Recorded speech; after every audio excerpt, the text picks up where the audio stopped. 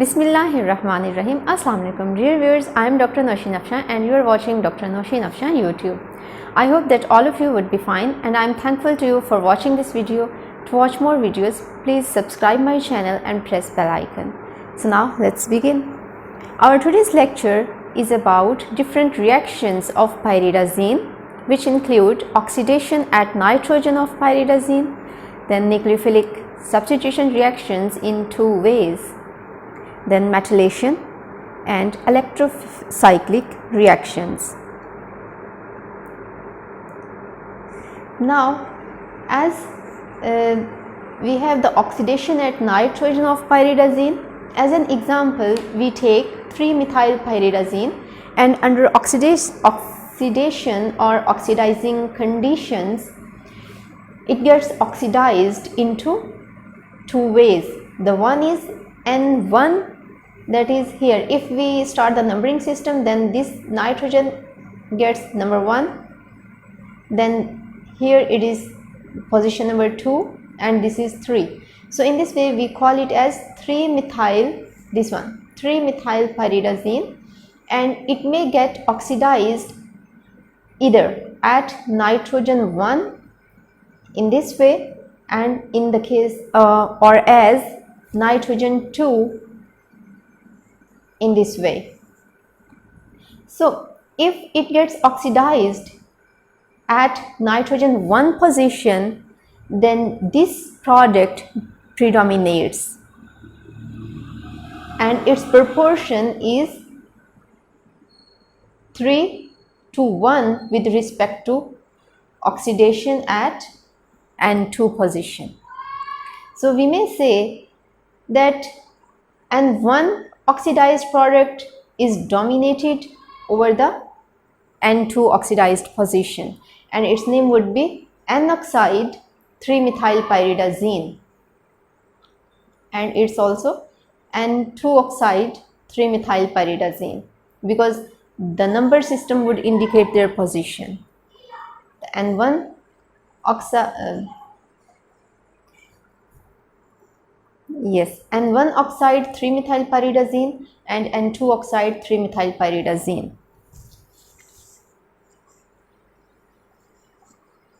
So in fact the nitrogen 1 will get oxidized and this type of product would be in higher proportion. And here the reason is also same as we have studied in the previous lecture, that is the alpha effect, that is the lone pair interaction between these two nitrogen atoms, and also inductive effect. So these two factors would lead N1 oxidized product to be dominated over the N2 oxidized product. The next reaction is nucleophilic substitution reactions. There are two categories for the nucleophilic substitution reactions. The first one is it displaces the good leaving group. Any attacking nucleophile would displace the already attached good leaving group. That is, the trend for these type of reactions is when the pyridazine is when pyridazine is attached with any nucleophile. Here X is any nucleophile. So when pyridazine gets attached with the nucleophile at para position, then its reactivity would be at its maximum. Then the decreasing order for the substituted pyridazine with respect to pyridine is the para substituted would be at its maximum, then at ortho position, when it is substituted at ortho position the pyridazine, then the lesser reactivity would be of pyridine when it is para substituted, and when it is ortho substituted then its reactivity would be least. So This is the para-substituted pyridazine, ortho-substituted pyridazine. This is para-substituted pyridine, and this is ortho-substituted pyridine. So their reactivity order decreases in this manner. And all these X groups indicate any nucleophile, or it would indicate towards a good living group. Then, as an example, we move forward. All halodiazines apart from 5 halopyrimidines, that is, this is the pyrimidine, and if it is substituted at its 5th position with a halogen group, that is 1, 2, 3, 4 and 5, if the case is like this, if it is halogen substituted at its 5th position, it is 5 halopyrimidines. So all the halodiazines apart from this compound readily react with soft nucleophiles. For example, amine,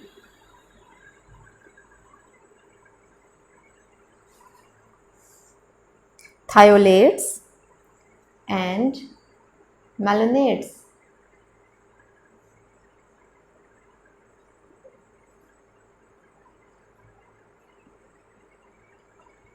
These types of nucleophiles readily react with all the halogen substituted diazines except this 5 halopyrimidine.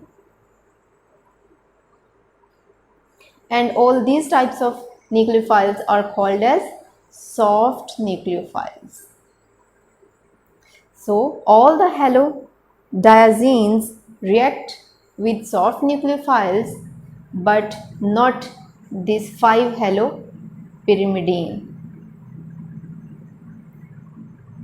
So here it shows the exceptional behavior. 5 halopyrimidine does not react with the soft nucleophiles. In this regard, let's take an example over here.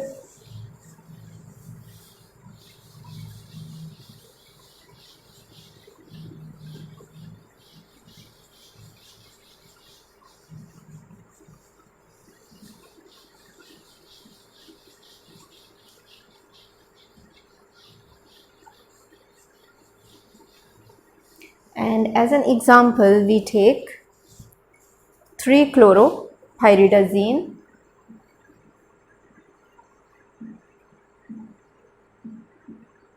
that is 3-chloropyridazine, and it reacts with this pH, CH2, then CN, and also under the presence of sodamide.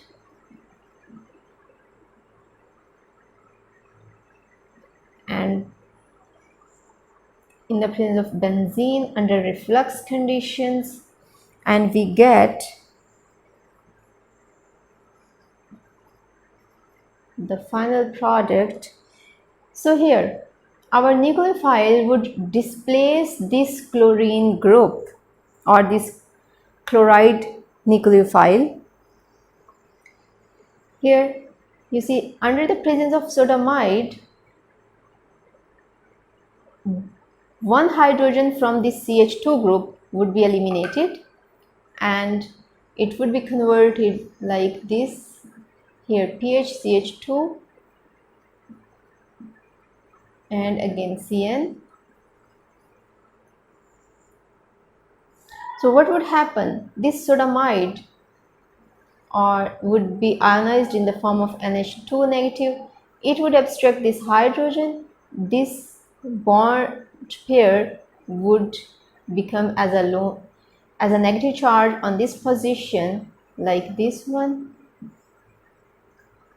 Now this negative charge would attack on this position, and the chloride nucleophile would be left. So here the CH, here CH, pH, phenyl group, or and the nitrile group. So in this way, this follows such type of a short mechanism, and this is our final product. So here this mechanism indicates that how one nucleophile displaces another nucleophile, either it is a halogen group like chlorine. Then the second type of nucleophilic substitution reaction is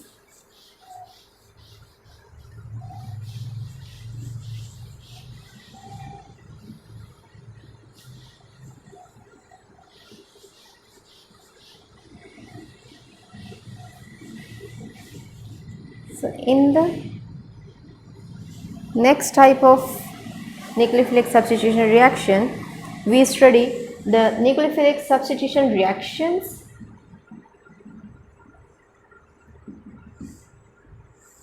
with hydride transfer. With hydride transfer. In the previous lectures, we have seen, in the previous reaction, we have seen the displacement of good living group. Here we will discuss the nucleophilic substitution reactions with hydride transfer, and these type of reactions would lead towards alkylation and arylation. So the diazines readily add alkyl and aryl lithium, that are, for example, N-butyl lithium or aryl lithium. Either this is the benzene or any aryl group, that means the substituted benzene, that is aryl lithium or phenyl lithium, or in the form of N-butyl lithium. These readily add, and also Grignard reagents.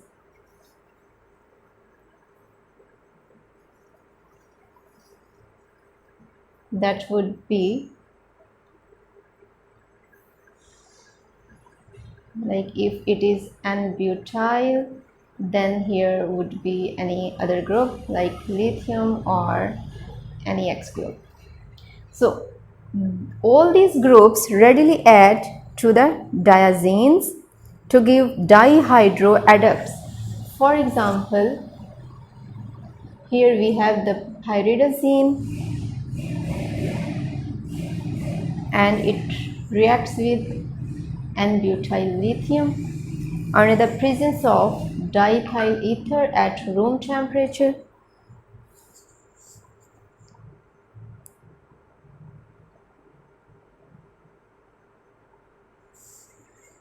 So here the statement is, these nucleophiles add to the diazines to form dihydroadduct. And what type of dihydroadduct would be formed? That is, this is N-butyl lithium.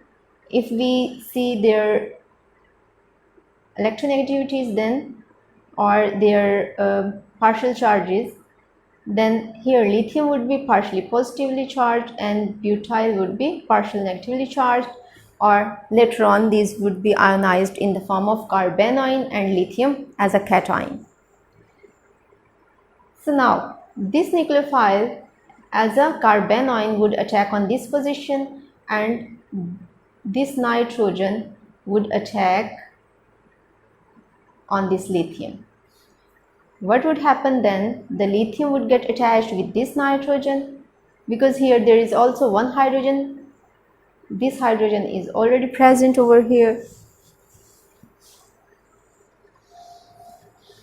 and the other group, that is N-butyl, would come over here. This is N-butyl.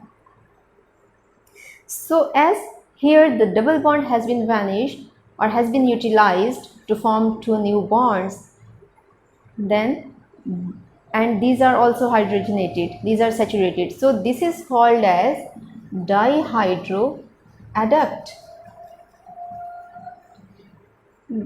Further, it gets converted into the final product or gets aromatized when it is oxidized. So what is over here? This bond is shifted over here and it is left in the form of lithium hydride gets eliminated and we get our final product, that is here there is N-butyl. So this is our final product as a result of nucleophilic substitution reactions with hydride transfer, because here you see this hydrogen eliminates as hydride, so we categorize such type of reactions as hydride transfer to undergo alkylation or arylation. And the reagent to convert this dihydroadduct into the final product to get aromatized product is KMnO4. This KMnO4 is used as an oxidizing reagent, potassium permanganate, and it reacts in the presence of propanone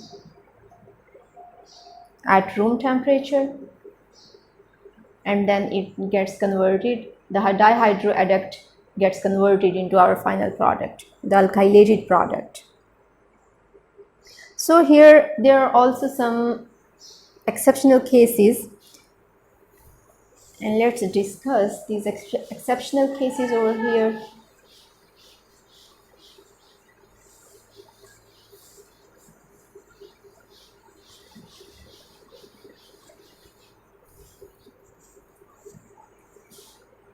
In reactions with organolithiums, that is for example N-butyl lithium, here there is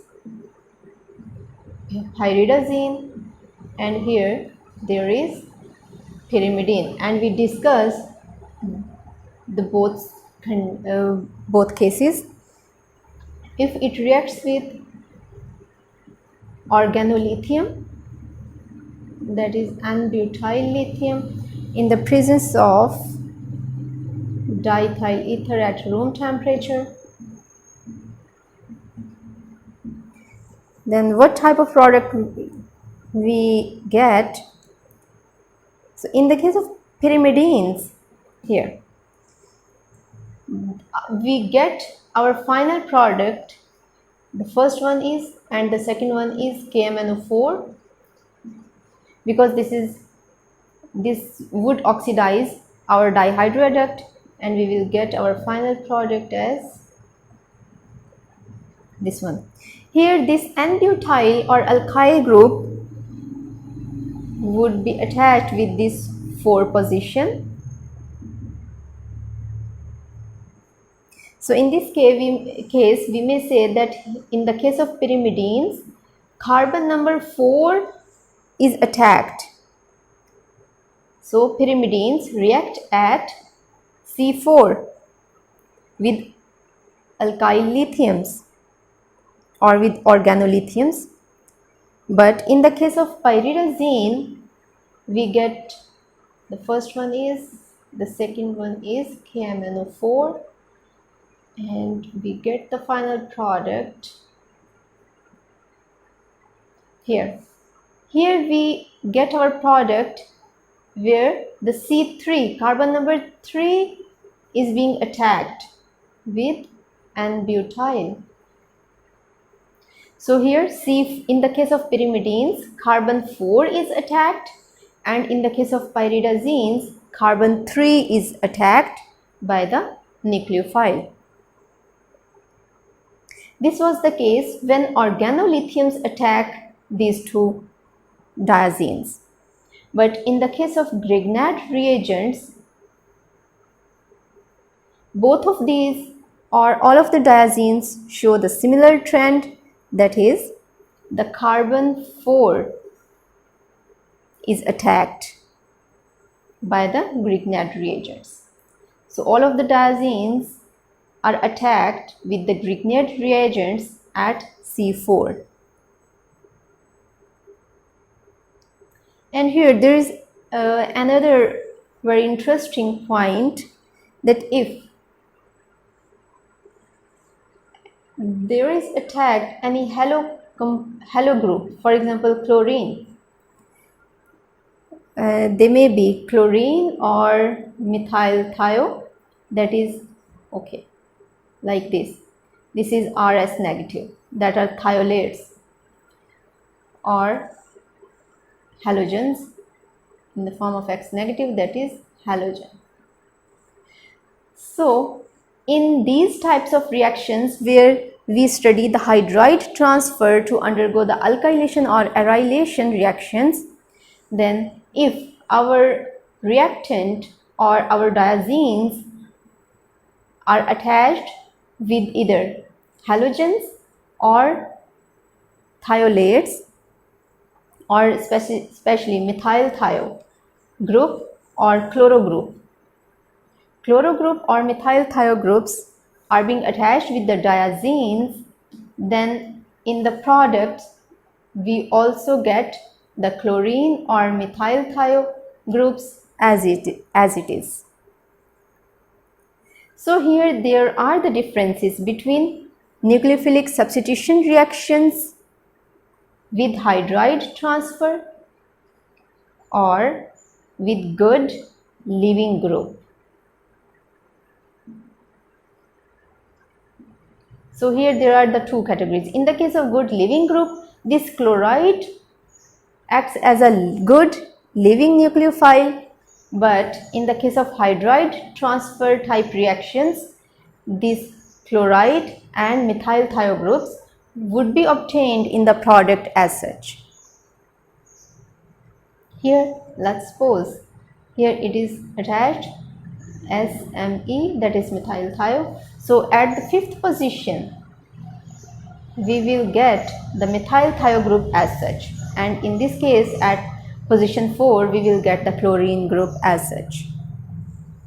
So these were some differences over here.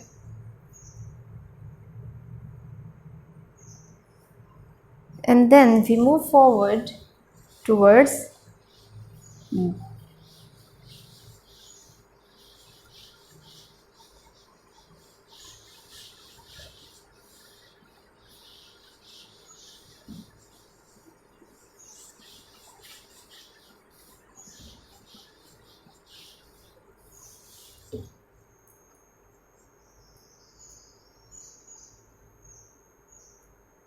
so our next reaction is methylation, where we will study the direct ring carbon and hydrogen methylation. So as an example,